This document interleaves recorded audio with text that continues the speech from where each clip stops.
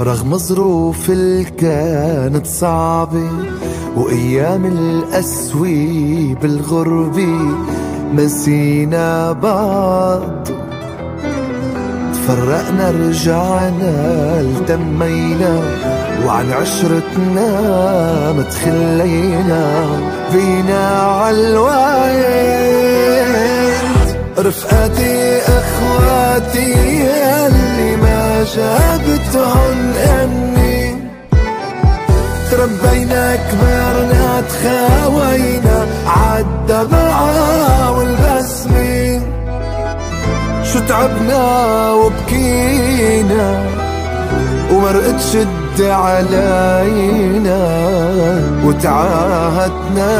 كل العمر ما تضيع الا